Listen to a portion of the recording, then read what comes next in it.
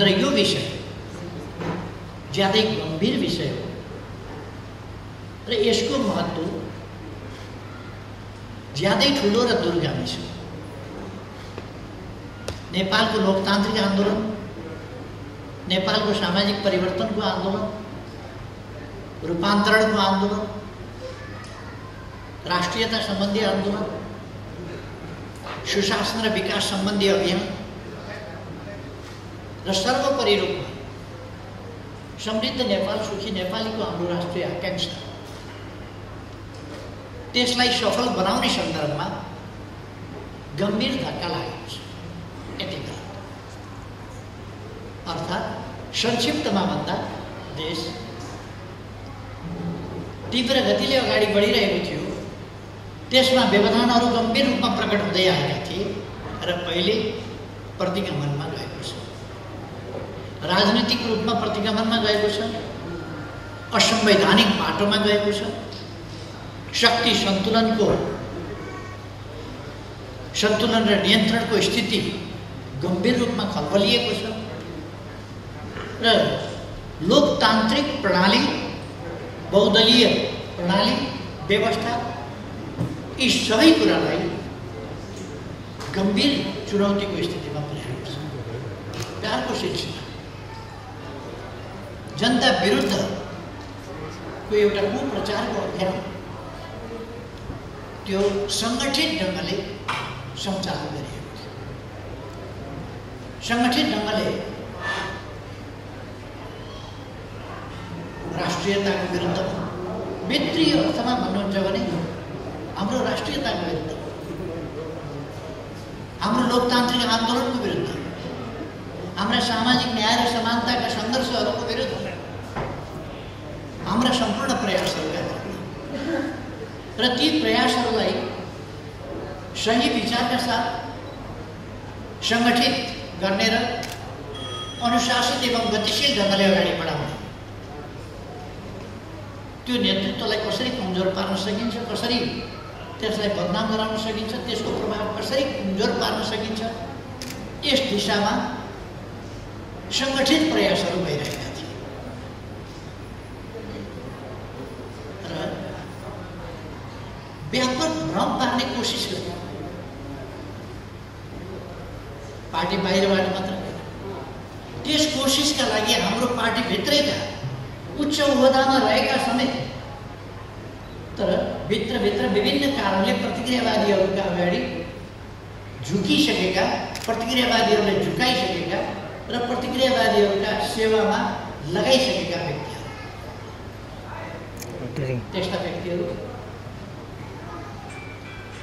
समेत यो प्रतिगमनको अभियानमा सामेल भए र सबभन्दा अग्रभागमा बसेर भूमिका खेले र नेकपा एमालेको सरकार ढाले। त्योभन्दा अगाडि पार्टी छुटाए, पार्टी फुटाउने लगभग 2/3 स्थितिलाई बहुमत नभएको स्थितिमा पुर्याइदिने र त्यसपछि प्रतिक्रियावादी शक्तिहरूसँग मिलेर एमालेको सरकार ढाल्ने, एमालेको सरकार ढाल्न नाङ्गो ढङ्गले प्रतिक्रियावादीहरूसँग यस्ता प्रयासहरू भए। तैपनि लोकतन्त्र बचायौँ भन्ने, संविधानको रक्षा गऱ्यौँ भन्ने निर्लज्ज भ्रमहरू फिजाइरहेका बेला तपाईँहरू अत्यन्तै स्पष्टताका साथ, ती भ्रमबाट मुक्त भएर स्पष्टताका साथ दृढतापूर्वक एकजुट रहनुभएको छ र अगाडि बढ्न कम्मर कसर लाग्नुभएको छ। पार्टीको रक्षाको पक्षमा, आन्दोलनको रक्षाको पक्षमा, देशको हितको रक्षाको पक्षमा, राष्ट्रियताको रक्षाको पक्षमा यो कुरा अत्यन्तै प्रशंसनीय छ। त्यसै कारण मैले सुरुमै भनेको हुँ, म तपाईँहरूको प्रशंसा गर्न चाहन्छु। तपाईँहरू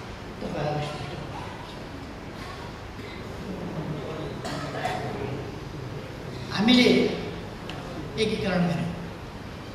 एउटा अहिलेको स्थिति के हो पार्टीको र हाम्रो आन्दोलनको स्थिति के हो भन्ने कुरा ईश्वर कमलले अलिकति स्पष्ट पारिसक्नुभयो होला भन्ने लाग्छ।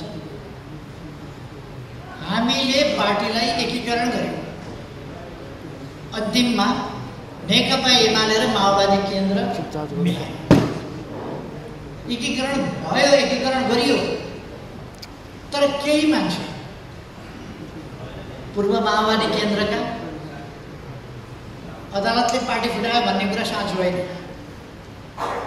अदालतले अर्काको नाममा दर्ता भएको हुनाले दर्ता रद्द गर्यो र दर्ता पूर्वको स्थितिमा पुग्यो।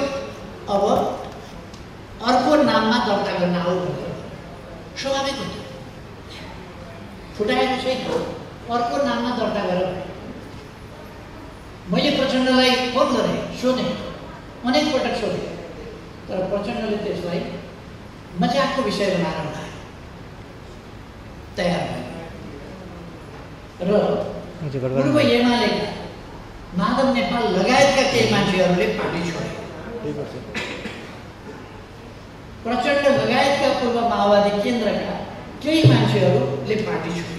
यो पार्टी छोडेको हो उनीहरूले, तर दर्ता पूर्वकै स्थितिमा भएको हुनाले प्रचण्डले माओवादी केन्द्र भनेर उनले लिन पाए। एउटा संयोग उनले त्यो पार्टीको नाम राख्न पाए, लिन पाए, दर्ता पूर्वको स्थितिमा भएको। तर हामी के स्पष्ट हुनुपर्छ भने यो एकीकरण गलत पनि थिएन, एकीकरण अनुचित होइन,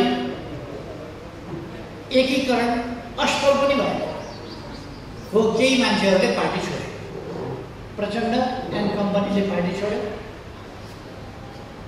मैले अघि नै भने एउटा संयोग दर्ता पूर्वको स्थितिमा भएको हुनाले उनले आफ्नो पार्टी लिएर जान पाए। हामी एकीकृत पार्टी पूर्व नाममै फर्क्यौँ, पूर्व नाममा फर्क्यौँ र यो पूर्व नाममा थुप्रै साथीहरू पार्टीका साथीहरू पूर्व एमाले पनि यसमा हुनुहुन्छ, पूर्व माओवादी पनि यसमा हुनुहुन्छ। एकीकृत भावनाका साथ साथीहरू अगाडि बढिनुहुन्छ। एकीकृत भावना छ, यसमा अलमल हुनुपर्ने कुरा केही पनि छैन। अहिले कतिपयले एकताको कुरो भनिरहेका छन्। बाटो बिराएका असल मान्छेहरू, बाटो बिराएका, भ्रममा परेका, गलत सङ्गतले गर्दा, गल्ती त सानोतिनो होइन। पार्टीको सरकार ढल्यो, पार्टी विभाजन भयो, पार्टीको सरकार ढल्यो, जनताको सरकार ढल्यो, दक्षिणपन्थी सरकार बन्यो। अब अग्रगमनका सपनाहरू, सामाजिक न्याय र समानताका सपनाहरू, सुशासन र विकासका सपनाहरू यिनीहरूमा कुठा लाग्यो। यिनीहरूमा गम्भीर रूपमा धक्का लाग्यो, ब्रेक लाग्यो। यी सबै कुराका बावजुद बाटो बिराएका साथीहरू मुख्य अपराधी भए। अब माधव नेपाल जस्ता आन्दोलन विरोधी देशद्रोहीहरूलाई कुनै ठाउँ छैन यस पार्टीमा।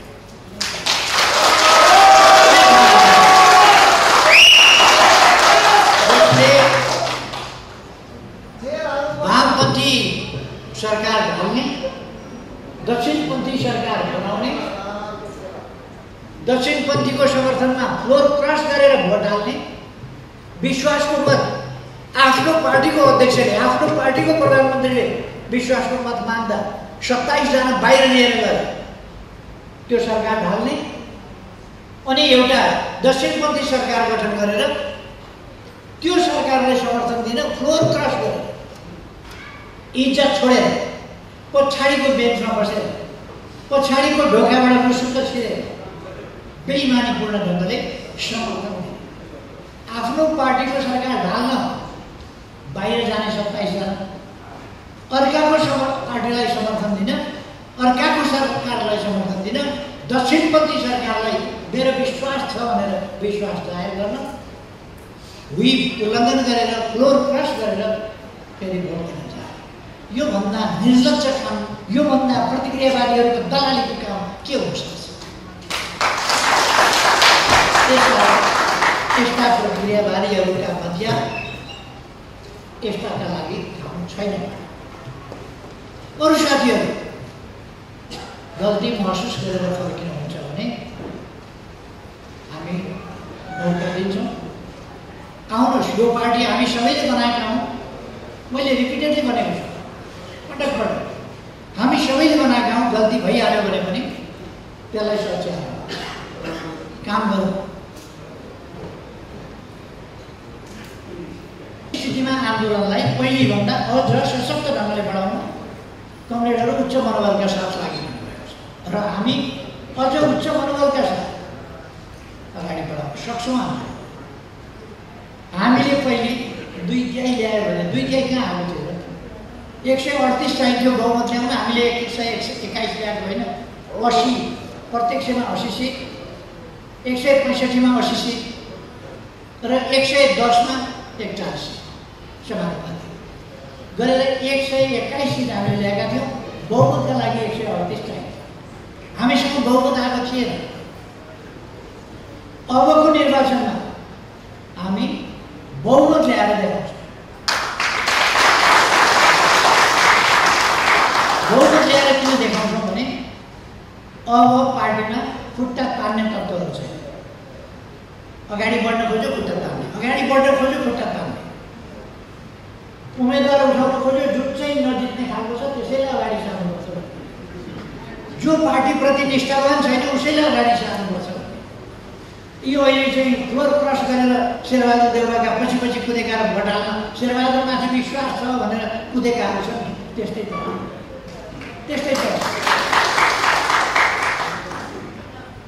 त्यस्तै सिफारिसबाट हामीले बाध्य गरेर उम्मेदवारी दिनु परेको, पार्टी लागेर जिताउनु परेको, उम्मेदवारी दिएपछि जिताउनु पऱ्यो। त्यस्तै त म खुसी व्यक्त गर्न चाहन्छु। यत्रो दुनियाँ देश दुनियाँ लाग्दाखेरि पनि हाम्रो संसदीय दल फेरि पनि महत्त्वपूर्ण छ। हामी देशको अहिले पनि सबभन्दा ठुलो पार्टी, संसदमा सबभन्दा ठुलो पार्टीमा, मतको हिसाबले सबभन्दा ठुलो पार्टीमा, भोटको सिटको हिसाबले सबभन्दा ठुलो पार्टीमा, प्रदेशमा सबभन्दा ठुलो पार्टीमा, स्थानीय तहहरूमा सबभन्दा ठुलो पार्टीमा, हरेक हिसाबले सबभन्दा ठुलो पार्टीमा। अब यस पार्टीले आगामी निर्वाचनमा आफ्नो सशक्त हैसियत विजयका साथ देखाउनु पर्नेछ। म कमरेडहरूलाई अनुशासित ढङ्गले पार्टी अगाडि बढ्न हामी सबैको योगदान चाहिन्छ। म कमरेडहरूलाई त्यही आग्रह गर्न चाहन्छु। म कहाँ परेँ भन्ने कुरा एकछिन छोडेँ। हामी अहिले एउटा अत्यन्तै चुनौतीपूर्ण, इतिहासमा यति ठुलो चुनौती हामीले बहुमत ल्याउनु पर्नेछ। त्यस्तो बेलामा हामीले सबभन्दा धेरै फल्नुपर्नेछ, त्यति बेला हामीलाई जरा काटिरहेको छ। जति बेला हामीले सबभन्दा बढी फल्नुपर्नेछ लसक्कै हो त्यति बेला हाम्रो आँगा काटिरहेको छ। यस्तो बेलामा कहाँ विकास भयो भनेर कसैले सोध्यो भने त्यहीबाट यता हेर्नुहोस् त्यहीँको विकास देखाइदिनुहोस्, यता हेर्नुहोस् त्यहीँको विकास देखाउनुहोस्, यता हेर्नुहोस् त्यहीँको विकास देखाउनुहोस्। त्यसरी विकास देखाउन सकिने गरी हामीले विकास गरेका छौँ। जतासुकै हेरे पनि विकास देखाउन सक्ने गरी देशभरि बाटा घाटा पुल नदी नियन्त्रण अथवा आइटीको सेक्टर हामी भन्न सक्छौँ। तपाईँको मोबाइल निकालेर हेर्नुहोस्, त्यहाँ तपाईँले डिजिटल नेपालको रूपरेखा त्यहाँ देख्न सक्नुहुन्छ। तपाईँको जमिनको किताब तपाईँको मोबाइलमा हेर्नुहोस्। तपाईँको जमिनको माटोको गुणस्तर कस्तो छ त्यो तपाईँको मोबाइलमा हेर्नुहोस्। अरू तपाईँले के तिर्नुपर्छ, कहाँ के बुझाउनुपर्छ, के नवीकरण गर्नुपर्छ तपाईँको मोबाइलबाट गर्नुहोस्।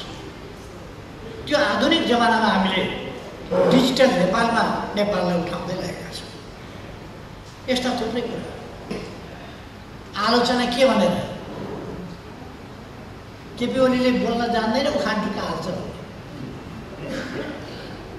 उखान टुका, साहित्य बुझ्दैनन्, बिम्ब बुझ्दैनन्, उपमा बुझ्दैनन्, दृष्टान्त बुझ्दैनन्, उखान टुका आलोचना गर्ने कुनै ठाउँ नभएपछि यस्तै कुराहरूका भयो। उनीहरूसँग कुनै वस्तुगत आलोचना हामीलाई गर्ने ठाउँ छैन, तर पनि जसो तसो आलोचना गर्नु परेको छ। म यो गर्छु, हामी यसो गर्छौँ भन्ने उनीहरूसँग कुनै ठाउँ छैन, कुनै भिजन छैन। के गर्छौँ रेल भने मैले मजाकमा उडाएर, तर अहिले त रेल त किनेर ल्याइएको छ, 2टा रेलहरू चल्दैछ त। अहिले कोभिड भएको हुनाले नचलाएको मात्रै हो, रेल त चल्दैछ त। लिङ्कहरू बन्दैछ त, पूर्व पश्चिम रेलवेको कोही जग्गा अधिग्रहण हुँदैछ, कहीँ लिङ्क बन्दैछ, कहीँ पुलहरू बन्दैछन्। पूर्व पश्चिम रेल तयार हुँदैछ त, केही वर्षभित्र पूर्व पश्चिम रेल चल्छ। अन्तर्राष्ट्रिय विमानस्थल विकासका कुराहरू थिए, अनि भैरवा हामीले विकास गऱ्यौँ त। अब त सोझै अन्तर्राष्ट्रिय विमानहरू आएर भैरवा विमानस्थलमा बस्ने र उड्ने गर्छन्। पर्यटनको विकासका गफ गर्नु एउटा कुरा, तर व्यवहारमा के भयो हामीले त्यसलाई वास्तविक रूपमा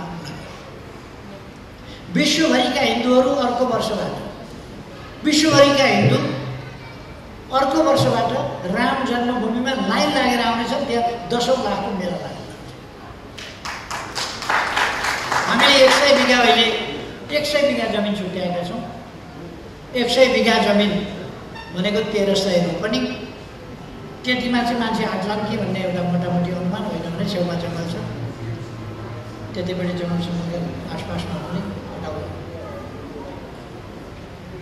एउटा ऐतिहासिक तथ्य हामीले त्रेता युगका राम कहाँ जन्मिएका थिए भन्ने कुरा मान्छे अल्मलिएका थिए, बिर्सेका थिए। हामीले कहाँ जन्मिएका थियौँ भनेर त्यहाँ किलो ठोक्दिउँ मैले, यहाँ जन्मिएका थिए। अलिक समय नबुझ्नेहरूले चलाए, तर अलिक समयपछि यो त स्थापित भइसक्यो।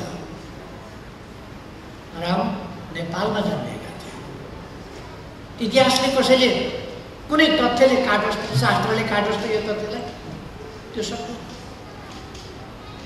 एकजना नेताले त तुरुन्त माफी माग्नुपर्छ भनेर स्ट्याटस लेखेको छ। तुरुन्त माफी माग्नुपर्छ, डर लाग्यो उनलाई। राम नेपालमा जन्मियो भने अब के हुने हो भनेर। अनि साँचो कुरा बोल्दा डराउने हो र? साँचो कुरा बोल्दा डराउने होइन, अध्ययन गरेर तथ्य प्रमाण लिएर बोल्नुपर्छ, बोलेर त्यसलाई साबित। अहिले अयोध्यापुरीमा राम लक्ष्मण सीता हनुमानको मूर्तिहरू स्थापना भइसकेको छ। अब भव्य मन्दिर त्यहाँ निर्माण हुँदैछ। यो इतिहासको कुरा हो। केले कम्युनिस्ट भएर धर्मका पछि कुद्यो भने हामी इतिहास, हाम्रो संस्कृति, हाम्रो संस्कार, हाम्रो सनातन, हाम्रा संस्कृतिहरू, विभिन्न प्रकारका संस्कृतिहरू छन्, तिनको संरक्षण गर्दैनौँ। हाम्रो इतिहासमा हामी संरक्षण गर्दैनौँ। हाम्रा तथ्यहरू हामी अगाडि सार्दैनौँ। सो हामी कुद्यौँ। मैले अहिले भन्ने गरेको छु, हाम्रा ऋषिमुनिहरू शिव यहीका थिए। सबभन्दा सभ्यताको सुरुवात शैव्य सभ्यताबाट भएको थियो, यही ठाउँबाट भएको थियो। मैले त्यो भन्दाखेरि होइन भने संसारका कुनै धर्मशास्त्री, कुनै विद्वान कसैले त्यसको खण्डन तर्कयुक्त ढङ्गले गरोस्। शैव्य सभ्यता यही भूमिबाट उत्पन्न भएको थियो, यहीबाट भएको थियो। शिव यहीँका थिए, शैव्य सभ्यता यहीँको थियो। यहाँबाट धेरै कुराहरूको उत्पत्ति भएको छ। अहिले म त्यता जान चाहन्न, त्यसलाई हाइलाइट गरेँ। ऋषिमुनिहरू, कौशिक ऋषि, विश्वामित्र ऋषि, वाल्मीकि ऋषि, सबै ऋषि यहीँका थिए। त्रेता युगमा शास्त्रको बारेमा, दर्शनको बारेमा जनकपुरमा छलफल हुने गर्थ्यो। यो तथ्यलाई हामीले उजागर गर्नु जरुरी छ। बढाउनु पर्ने सही कुराहरू। नेपाल अलिकति सानो हो, तर चीन र भारतको बीचमा भएकोले सानो भएको हो। यो दुनियाँको 40औं देश हो। 194वटा देशमध्ये यो 40औं देश। यो सानो देश होइन र यसको विश्वका लागि ठुलो योगदान छ यस देशको। 70% हिमाल छ, वातावरणको लागि 70% हिमाल छ डेडिकेटेड, प्रकृतिले छुट्याएको। 45% जमिन जङ्गलका लागि हामीले छुट्याएका छौँ, प्रकृतिका लागि, वनस्पतिका लागि, वन्यजन्तुका लागि, इकोसिस्टमका लागि, वातावरणका लागि हामीले छुट्याएका छौँ। 45% मान्छेले छुट्याएको। 62% जम्मा जमिन वातावरण र इकोसिस्टमका लागि हामीले छुट्याएका छौँ। हाम्रो देशले छुट्याएको छ र अर्थ विकासको सन्दर्भमा नेपाल एउटा उदाउँदो तारा हो भनेर किनभने यो तीव्र गतिमा विकास 3 वर्षमा हामीले जुन विकास गर्यौँ त्यो देखेर विश्व ब्याङ्कले राइजिङ स्टार युनेस्कोले हामीले शिक्षा क्षेत्रमा गरेका, अरू क्षेत्रमा गरेका विकासहरूलाई लिएर प्रशंसा गरेका छौँ। अरू थुप्रै सूचकहरूमा हामी अगाडि आएका छौँ। हाम्रो देश अल्प विकसितबाट विकासशील देशमा स्तरोन्नतिका लागि सिफारिस भएको छ संयुक्त राष्ट्र। त्यसकारण हामी तीव्र ढङ्गले अगाडि बढिरहेका छौँ। यति हो, बढी भए 1.5 वर्ष, बढी भए 1.5 वर्षका लागि हाम्रो विकासको गतिलाई धक्का पुर्याएका छन्। हामीले तयारी गर्नुपर्दछ। अब यो 1.5 वर्ष धक्का खाएको कुरालाई अर्को 5 वर्षमा पुरा गर्ने गरी कुनै प्रतिक्रियावादीको मध्य निस्किएर बिगार्न नसक्ने गरी अहिलेदेखि तयारी गर्नुपर्दछ र हामीले देशको विकास गर्छौँ। त्यसका निम्ति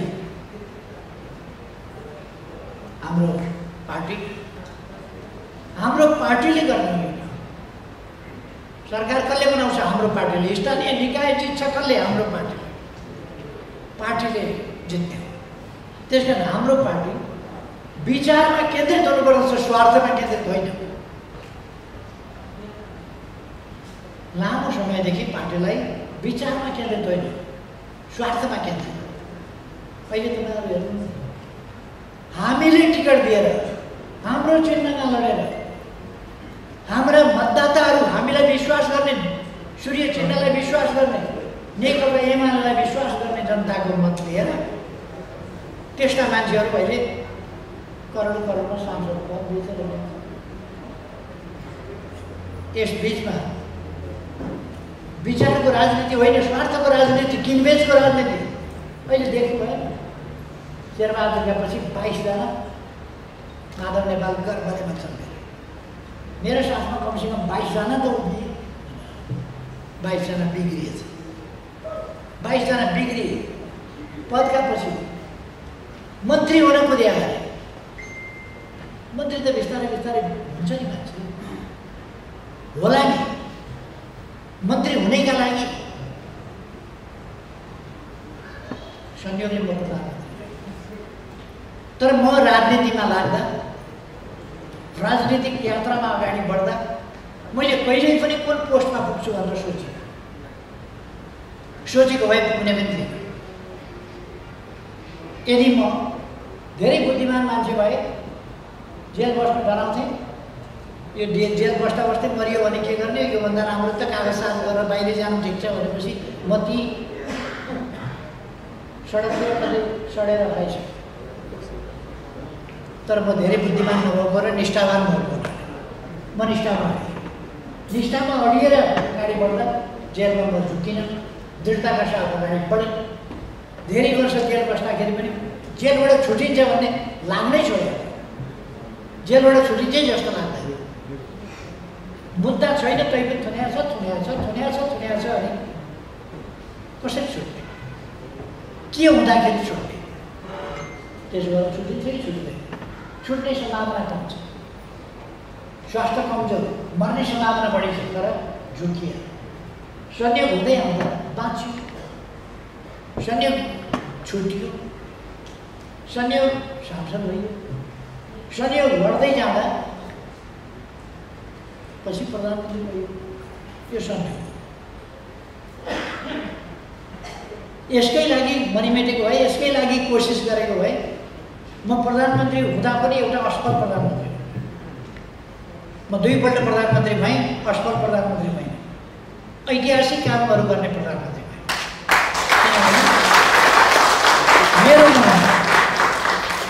मेरो मनमा देश बाहेक, देशका जनता बाहेक, देशको सार्वभौम सत्ता स्वाधीनता बाहेक, देशको भौगोलिक अखण्डता बाहेक, जनतामा रहेको गरिबी र पछौटेपन हटाउने कुरा बाहेक, समाजमा रहेका असमानता र विभेदहरू हटाउने कुरा बाहेक मेरो मनमा स्वार्थ पलाएन। मेरो मनमा स्वार्थ पलाएन। त्यसै कारण स्वार्थ नपलाएपछि मैले बेठी गरेर पनि पाएँ। मैले देशका प्रति इमान्दार भएर सोच्ने र काम गर्ने, त्यो गरेपछि मसँग विकास कसरी हुन्छ भन्ने सोच पनि आउने भयो, आइडिया पनि आउने भयो। त्यसर्थ म कमरेडहरूलाई के भन्न चाहन्छु भने हामीले मलाई के हुन्छ, म के पाउँछु, म कहाँनिर छु, त्यो कुरा भन्दा देशका समस्या समाधान गर्न पार्टीलाई हामी विजयी कसरी बनाउने अहिले हाम्रो मुख्य त्यो हुन्छ। कारवाही गर्न पाइँदैन, भुइँ पिलाउन पाइँदैन, फ्लोर क्रस गर्न मजाले पाइन्छ। कस्तो दलीय योजना, दलबाट चुनाव लडेर आउने अनि बिक्री भएर अर्कातिर जाने, यस्तो पनि व्याख्या हुन्छ त भयो। यही व्याख्या सधैँ चल्छ त। अब हामीलाई प्रत्यक्षमा कमसेकम हामीलाई 50 सिटभन्दा माथि चाहियो। हामीले आगामी निर्वाचनमा समानुपातिकतर्फ 50 लाखभन्दा बढी भोट ल्याउनुपर्छ। 50 लाखभन्दा बढी। थुप्रै साथीहरूलाई अचम्म लाग्ला, अचम्म मान्नुपर्ने कुरा छैन।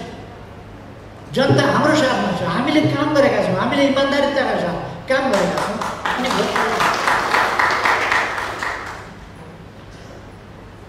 अनि हामीले बनाउनुपर्छ र त्यो सुदृढ सरकार, भिजनरी सरकार हुनेछ, कर्मठ सरकार जसले देश बनाउने अभियानलाई दृढतापूर्वक सञ्चालन गर्छ, त्यस्तो सरकार हुन्छ। भरसक हामीले कोसिस गर्नुपर्छ, असम्भव छैन। दुईटै ल्याउने कोसिस गर्नुपर्छ। अनि माधव नेपाललाई के देखेर जनताले भोट हाल्छ होला भन्छ? के देखेर? अब पनि प्रचण्डलाई के देखेर भोट हाल्छ होला? समातेर ल्याएर यत्रो पार्टीको अध्यक्ष बनाएको थियो, बराबरको अध्यक्ष पुत्रको उफ्रिएर चाहिँ एउटा टुक्रा यहाँ ल्याएर यत्रो सहरमा हो ल्याएर जहाँ गयो भत्कायो, जहाँ गयो भत्कायो दिन्छ। अब नेपाली कङ्ग्रेसलाई के भनेर? पहिले त माधव र पञ्चरले दुईतिर पाखुरा समातेर लगेर कुर्सीमा राखिदिएको छ। आफ्ना भुताले त बस्या होइन नि। माधवले एउटा पाखुरो, प्रचण्डले अर्को पाखुरो समातेर लगेर कुर्सीमा थमाइदिएको छ। कति दिन चल्छ? नेपाली कङ्ग्रेसले के देखाएर जनताका बिचमा जान्छ? अर्काले सरकार ढालिदिए भने म प्रधानमन्त्री, मलाई बनाएँ भने म बने भन्न जाने? जनताका बिचमा के भन्न जान्छ? अरूको त नाम नलिनु, अरूको नाम लिइरहनै परेन, कसैको नाम लिइरहनु परेन। हामीले काम गरेका छौँ, भोट दिनुपर्ने कारण त्यो खडा गरेका छौँ। त्यसकारण हाम्रो साथीहरू आत्मविश्वासका साथ अगाडि बढ्नुहोस्, पार्टीलाई एकताबद्ध बनाएर अगाडि बढ्नुहोस्, गतिशील ढङ्गले अगाडि बढ्नुहोस्, आत्मविश्वासका साथ अगाडि बढ्नुहोस् र एमाले हिँड्दाखेरि मात्रै पनि साइकल हिँडे जस्तो थाहा नपाइकन सुत्त जाने खालको होइन। कमसेकम एउटा अलिकति 12 मिटरको बस चले जस्तो कुइँ भएर चल्ने खालको आवाज हिँडो एमाले भन्ने भित्रै बसेर थाहा पाउनुपर्छ मान्छेले, बाहिरबाट एमाले हिँड्यो भने। एमाले हिँड्दाखेरि अलिकति भुइँमा कम्पन आउनुपर्छ, हावामा अलिकति कम्पन आउनुपर्छ, भाइब्रेसन दिनुपर्दछ एमाले।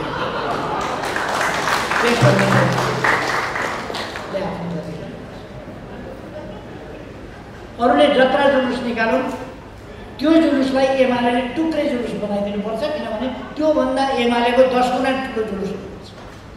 साथीहरू मैदानमा हामी मैदानमा जान्छौँ। चुनाव सार्न सक्छन् हाम्रा दलले, कहाँसम्म सार्ने? चुनाव हामी गराएर छोड्छौँ, चुनाव गराएर छोड्छौँ, चुनावको मैदानमा ल्याएर छोड्छौँ र मैदानमा ल्याएर चुनावमा पछारेर छोड्छौँ।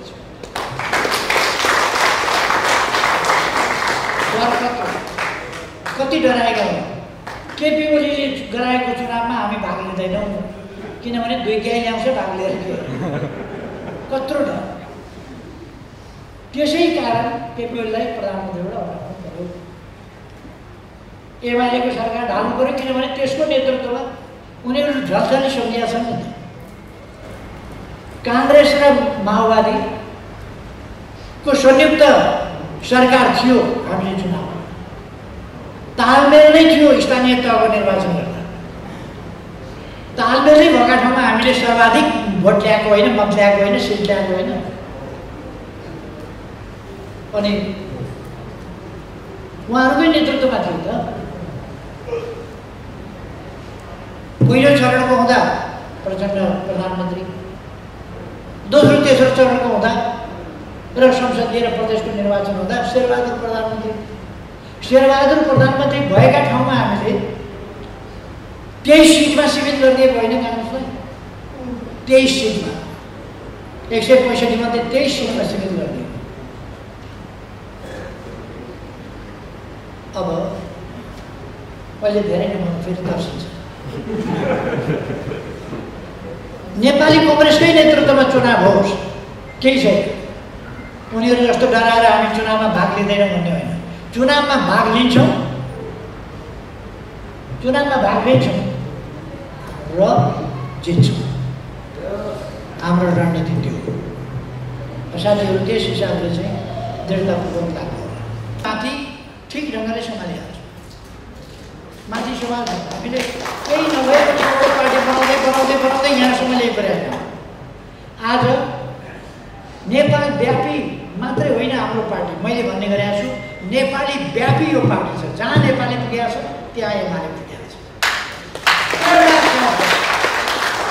एउटा नेपाली कुनै संसारको कुनै कुनामा पुगेको छ भने त्यहाँ एमाले छ। एउटा नेपाली कुनै कुनामा पुगेको छ भने संसारका कुनै पनि देशमा जानुहोस्, एमाले बुझ्नुहोस्। आज देशभित्र कुनै गाउँमा होइन टोलमा जानुहोस्, ओडामा होइन टोलमा जानुहोस्, मेरो मान्छेले के पायो मैले के पाएँ। मैले तपाईँहरू सुनिरहनु भएको छ। 15 वर्ष पार्टी प्रमुख भएर चलाएका माधव नेपाल प्रमुख नभएदेखि उनले समस्या खडा गरेका रहेछ। प्रमुख भएका बेला पनि गुटबन्दी गरेर विपक्षीलाई दमन गरेको गर्थे र विपक्षी बनाउँथे, बलजफ्ती विपक्षी बनाउने अनि दमन गर्ने। महाधिवेशनमा हारे, अस्ति प्रचण्डसँग मिलेर मलाई थाहा नदिइकन अध्यक्षलाई हटायौँ भनेर आफू अध्यक्ष भएछ। थाहै छैन अध्यक्षलाई। अध्यक्ष भएँ भनेर पकडी सगडी लगाएर ठुलो पकडी लगाएर बसिरहेको अध्यक्ष। अहिले अप्ठ्यारो नमानिकन, अप्ठ्यारै नमानिकन मसँग अध्यक्ष मलाई दिने हो त। मसँगै नै अध्यक्ष हारेको मान्छे अध्यक्ष नभई भएन। अहिले गयो। यस्ता मान्छेहरू जो पदका लागि मरिमेट्छन्, पद बाहेक केही बुझ्दैन, यस्ता मान्छेहरूबाट पार्टीले उन्मुक्ति पाउनु जरुरी थियो। त्यसमा हरेस खानुपर्ने केही छैन, हामी हताश हुनुपर्ने केही छैन। साथीहरू अगाडि बढौँ। हामी जित्नेछौँ, हृदयदेखि विश्वास गर्छौँ हामी जित्नेछौँ। आज हामी त्यो भन्दैनौँ, हामीले हिजो पनि जितेका हौँ, हामी जित्नेछौँ। अब हृदयदेखि विश्वास गर्छौँ हामी जित्नेछौँ। अब जित्दै जानेछौँ। नेपालको सन्दर्भमा अन्त बाँकी दुनियाँमा त्यो गीत गाउन सान्दर्भिक होला। हाम्रोमा अलिकति संशोधन गरेर गाउनुपर्छ। हामी जित्नेछौँ एक दिन होइन, हामी जित्नेछौँ, अब जित्दै जानेछौँ। यो अलिकति संशोधन हामीले पार्टी एकजना अध्यक्ष हौँ, त्यसरी होइन। यो देश बनाउनका लागि गठन गर्नु, यो भाउजू बाबु नानु बुहारीको व्यवस्थापन गर्नका लागि होइन, यो ज्वाइँको खाइ जीविकाका लागि बन्दोबस्त गर्न नयाँ पार्टी हो। यो देश बनाउने एक पार्टी। त्यसकारण यो मैले कसैका सम्बन्धमा केही गरेन परेन, तर हाम्रो पार्टी अरूभन्दा पृथक छ। यसको उद्देश्य देश बनाउने हो, देशको गरिबी हटाउने हो, देशलाई पछौटेपनबाट मुक्त गर्ने हो, देशमा विकास ल्याउने हो, देशलाई आधुनिक नेपाल बनाउने हो, संसारको सबभन्दा सुन्दर, समृद्ध र सुखी देश बनाउने हो। सम्भव छ, सम्भव छ। इजरायल जस्तो बालुवाको देश त आज कृषिमा सबभन्दा अगाडि छ। हाम्रो जस्तो देश अगाडि हुन सक्दैन। प्रविधि अरूले प्राप्त गर्ने, हामीले प्राप्त नगर्ने हुन्छ। हामी प्रविधिको विकास गर्छौँ, विकास नगरिसकेको प्रविधि आयात गर्छौँ। गरियोस् र ती व्यक्तिहरू यदि तिनीहरूको बदमासीले होस्, लापरवाहीले होस्, जुनसुकै कारणले पनि एउटा नेपाली युवा पानीमा बाढीमा बेपत्ता भएको घटना घटेको सुन्नमा आएको छ, त्यस्तालाई दण्डित गर्ने काममा भारत सरकारको म ध्यान आकर्षित गर्न चाहन्छु र नेपाल सरकारले पनि यो विषयलाई उठाउने काम गरोस् भनेर नेपाल सरकारको पनि म ध्यान आकर्षित गर्न चाहन्छु। साथीहरू, नेपाली जनताको पीडा हाम्रो पनि पीडा हो। बिमारीको प्रकोप बढ्दो छ। फेरि हामी सुनिरहेका छौँ तेस्रो भेरिएन्ट देखा पर्न थालेको छ, तेस्रो लहर चल्ने स्थिति बनिरहेको छ। त्यसो हुनाले तपाईँहरूलाई पनि म सतर्कता अपनाउनका लागि आग्रह गर्न चाहन्छु। हामी युवा छौँ, जससँग पनि कुस्ती खेल्न सक्छौँ भन्दै कोरोनासँग पनि कुस्ती खेल्न खोज्नु तपाईँलाई पसार्दैन, ख्याल गर्नु होला। त्यसो हुनाले लापरवाही नअपनाउनुहोस्, होस गर्नुहोस्। यो बडो खतरनाक जीवाणु हो, यो खतरनाक बिमारी हो, यो खतरनाक प्रकोप हो। यो विश्वलाई नै यसले गाँजेको छ, विश्वलाई नै आतंकित पारेको छ, जनजीवन ठप्प पारिदिएको छ, अर्थतन्त्र गतिहीन हुन पुगेको छ, जनता बेरोजगार भइरहेका छन्, घर घरको बेहाली छ, रोग र भोकले जनता ग्रसित भएका छन्। ती सबै स्थिति भएको हुनाले हाम्रा धेरै गतिविधिहरूमा अहिले झन्डै झन्डै हात खुट्टा बाँधिएको छ, साङ्लो लागेको छ। त्यसो हुनाले छिटोभन्दा छिटो यसलाई नियन्त्रण गर्ने उपायको खोजी पनि भइरहेको छ। अहिलेसम्म खोप भनिएको छ, भोलि गएर ट्याब्लेटको पनि खोजी होला। त्यसपछि यसलाई व्यापक रूपमा नियन्त्रण गर्ने काम पनि हुन सक्ला, मलाई विश्वास छ।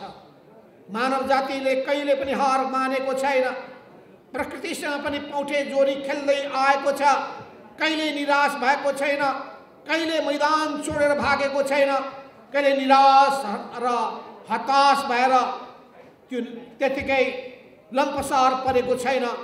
त्यसो हुनाले यसपटक पनि अझै पनि वैज्ञानिकहरूले, यस सन्दर्भमा अनुसन्धान कर्मीहरूले अध्ययन अनुसन्धान गरिरहेका छन्। खोपको नयाँ नयाँ आएको छ बजारमा, ती अनुसन्धानबाट आएका ती औषधिहरू, त्यो औषधिको रूपमा अहिले खोपले काम गरिरहेको छ। र यस अर्थमा यो खोप आम नेपाली जनतालाई छिटोभन्दा छिटो उपलब्ध गराउनका लागि पनि वर्तमान प्रधानमन्त्री शेरबहादुर देउवालाई म विशेष रूपमा आग्रह गर्न चाहन्छु। तपाईँले घोषणा गर्नुभएको छ, ठिक छ, तर घोषणा मात्रै गरेर आनन्दित नबन्नुहोस्। नेताहरूको बानी के बिग्रेको छ भने ठुल्ठुला कुरा गरिदिने, काम नगर्ने, वचन धेरै दिने, पालन नगर्ने। त्यो काम तपाईँबाट नहोस्, त्यो प्रवृत्ति तपाईँमा नहोस्, नदोहोरियोस्। सिङ्गापुरका प्रधानमन्त्री ली कुआन यूले भनेका थिए, मैले हुने कुरामा मात्रै वचन दिने गरेको छु, हुन सक्ने काम मात्रै गर्छु भनेको छु, नहुने कुराको निम्ति एकदम बढाई चढाई गरेर जनतालाई भ्रममा राख्ने काम मैले कहिले पनि गरिनँ। मलाई जनताले पत्याए, विश्वास गरे, मलाई इमानदार नेताको रूपमा ठाने। त्यसो हुनाले सिङ्गापुरका जनतालाई म सलाम भन्न चाहन्छु, उहाँले लेख्नु भएको छ। त्यसो हुनाले तपाईँ शेरबहादुरजीले पनि दिएको वचन जनतालाई भन्नुभएको छ, तपाईँले मेरो प्राथमिकता खोप हो, दोस्रो प्राथमिकता खोप हो, तेस्रो प्राथमिकता खोप हो। यो खोप तपाईँले उपलब्ध गराउनका लागि सबै कुरालाई सहज गराउनुहोस्। सारा निमुखा गरिब ती परिवारहरूसम्म पनि खोपको पहुँच पुगोस्, सबैले सुरक्षित महसुस गरून्। ज्यान भएपछि अरू सबै गर्न सकिन्छ, ज्यान नै रहेन भने केही पनि गर्न सकिँदैन। त्यसो हुनाले सबभन्दा पहिलो कुरा भनेको मान्छेको ज्यान हुन्छ। ज्यानको लागि स्वस्थ शरीर चाहिन्छ। स्वस्थ शरीरको लागि राम्रो भोजन चाहिन्छ। भोजन र स्वास्थ्यले मात्रै पुग्दैन, ज्ञान चाहिन्छ, अध्ययन चाहिन्छ। अनि विद्यार्थी साथीलाई भन्न चाहन्छु, त्यही ज्ञानको लागि अध्ययन चाहिन्छ। स्कुलको एजुकेसन, कलेजको एजुकेसन, युनिभर्सिटीको एजुकेसन, त्योभन्दा पनि अध्ययन अनुसन्धानको एजुकेसन, त्यसमा तपाईँले ध्यान दिनुहोस्। यो आधुनिक युग हो, यो विज्ञानको युग हो, यो प्रविधिको युग हो। विज्ञान र प्रविधिमा मानिसहरूले महारत हासिल गरिरहेका छन् र संसारले नयाँ नयाँ खोज र अनुसन्धान गरिरहेको छ। यो खोज र अनुसन्धान गर्ने काममा नेपालले पनि अगाडि बढ्नुपर्छ। अहिले हाम्रो देशको बजेट कुनै पनि हाम्रो योजनाहरूको राम्रो अनुगमन गर्ने काममा खर्चिने गरेको छैन। घोषणा गर्दछौँ, घोषणा अनुसार काम भएको छ कि छैन त्यसको बारेमा अनुगमन गर्ने काम भएको छैन। त्यस सन्दर्भमा कसरी कामलाई राम्रो बनाउन सकिन्छ भन्ने बारेमा गहिरो अनुसन्धान गरिँदैन। हचुवाको भरमा बोलिन्छ, ठुल्ठुला कुरा गफ हाँकिन्छ, सम्भव असम्भव काममा हात हालिन्छ अनि पैसा त्यतिकै खेर जान्छ। त्यसो हुनाले सही आजसम्मका कामहरूको समीक्षा गर्नुहोस्। त्रुटि छन् भने सच्याउने काम गर्नुहोस्। कसैले पनि राम्रो काम गरेको छ भने सिक्नुहोस्। सिक्ने कुराले मान्छे सानो हुँदैन, सिक्ने मान्छे मात्रै ठुलो हुन सक्दछ। अहङ्कारले मान्छेको पतन हुन्छ। त्यसो हुनाले म भन्न चाहन्छु, अहङ्कारी नबन्नुहोस्। कुनै नेता अहङ्कारी भयो भने पनि अहङ्कारीको पछि नलाग्नुहोस्। कोही मान्छे बेइमान भयो भने पनि बेइमानको पछि नलाग्नुहोस्। कोही मान्छे वचनको पालना गर्दैन भने त्यस्तालाई आदर्श नठान्नुहोस्। ईमानदार बन्नुहोस्, ईमानदार बन्नुहोस्, कर्तव्यनिष्ठ बन्नुहोस्। आफ्नो काममा लगनशील भएर लाग्नुहोस्। जे काममा जुट्नु भएको छ सफल पारी चाड्नुहोस्। यो सफल पार्नका लागि हाम्रो मन, हाम्रो विचार, हाम्रो सङ्कल्प दह्रो हुनुपर्दछ। र यो दह्रो कब हुन्छ भने जब हामी देख्छौँ पुर्खाहरूले जुन किसिमले रगत बगाएका छन्, जुन हिसाबले इतिहासमा कीर्तिमान कायम गरेका छन्, त्यसबाट प्रेरणा प्राप्त गर्दै हामी अगाडि बढ्नेछौँ। त्यसो हुनाले पुर्खाप्रति सम्मान भाव राख्नुहोस्। इतिहासप्रति, राम्रो इतिहासप्रति गौरव बोध गर्नुहोस्। आफूलाई महान नठान्नुहोस्। जहिले पनि जनताको सेवकको रूपमा आफूलाई प्रस्तुत गर्नुहोस्। विनम्र बन्नुहोस्। जति धेरै पढ्नुहुन्छ त्यति विनम्र बन्नुहोस्। जति धेरै माथि पदमा पुग्नुहुन्छ विनम्र बन्नुहोस्। जति तपाईँले ठुलो भूमिका खेल्नुहुन्छ त्यति विनम्र बन्नुहोस्। नभए मान्छेलाई घमण्डले सिद्ध्याउँदो रहेछ। घमण्डले नै रावणको अन्त गरिदियो, घमण्डले नै कंसको विनाश गरिदियो, घमण्डले नै शिशुपाललाई समाप्त पारिदियो। त्यो घमण्डको बाटोमा तपाईँ अगाडि नबढ्नुहोस्। म सबै थोक जान्ने, मै सर्वे सर्वा, मै मेरा सामुमा सबै केही पनि छैन भने अरूलाई मानहानि गर्ने यस्तो प्रवृत्तिबाट कहिल्यै पनि प्रेरणा प्राप्त नगर्नुहोस्। सिक्नुहोस्। राम्रोबाट सिक्नुपर्छ, अघि बढ्नुपर्छ। नराम्रोबाट होस गर्नुपर्छ र त्यसलाई सुधार्ने काम गर्नुपर्छ। त्यस हुनाले मैले अघि भने स्वस्थ वायु हामीले लिने हो, अस्वस्थ वायु होइन। अक्सिजन ग्रहण गर्ने हो, प्योर अक्सिजन। कार्बन डाइअक्साइड होइन। कार्बन डाइअक्साइड लिनुभयो भने तपाईँको ज्यान जान्छ, त्यसले तपाईँको ज्यान जान्छ, मस्तिष्कलाई आवृद्ध गरिदिन्छ। प्राणवायु शुद्ध अक्सिजन लिनुहोस् र शुद्ध अक्सिजन दिने गर्दछ राम्रो कुराले, राम्रो विचारले। त्यो राम्रो विचारमा तपाईँहरू निरन्तर रूपमा अगाडि बढ्नुहोस्। र जसरी माओसेतुङले भन्नुभएको छ, हामी यो आकाशमा सूर्य र चन्द्रमालाई चम्काई छाड्नेछौँ भन्ने आँट र विश्वासका साथ अगाडि बढ्नुहोस्। आफ्नो मन र सङ्कल्पलाई दरो बनाउँदै अगाडि बढ्ने आँट गर्नुहोस्। आत्मविश्वासले युक्त हुनुहोस्, सृजनशील हुन सक्नुहोस्। आजसम्मका महान सङ्घर्षबाट, महान परियोजनाबाट, महान उद्देश्यबाट, महान सपनाबाट प्रेरित हुँदै अगाडि बढिरहनुहोस्। यो साउन महिना हो, पुष्पलालको स्मृति दिवस अस्ति साउन 7 गते हामीले मनाएका थियौँ। कम्युनिस्ट पार्टीका संस्थापक नेता पुष्पलालले आफ्नो नामको पछाडि श्रेष्ठ लेख्नु भएन। किन लेख्नु भएन भने उहाँले भन्नुभयो, श्रेष्ठ भन्नाले मान्छेले मलाई नेवार मात्रै बुझ्नेछन्, म नेवार भएर मात्रै आफूलाई चिनाउन चाहदिनँ। म एउटा कम्युनिस्टको रूपमा परिचित हुन चाहन्छु, म एउटा नेपालीको रूपमा आफूलाई प्रस्तुत गर्न चाहन्छु। म जातीय सीमामा सीमित हुन चाहन्न। म यो देशको निम्ति, जनताको निम्ति समर्पित हुने योद्धा बन्न चाहन्छु। अनि उहाँले भन्नुभयो, कम्युनिस्ट पार्टीमा नीति प्रधान हुन्छ, नेता प्रधान हुँदैन। पुष्पलालदेखि जस्ता नेताहरू, मनमोहन अधिकारी जस्ता नेताहरू, मदन भण्डारी जस्ता नेताहरू, तुलसीलाल जस्ता नेताहरू कम्युनिस्ट आन्दोलनले जन्माएको छ।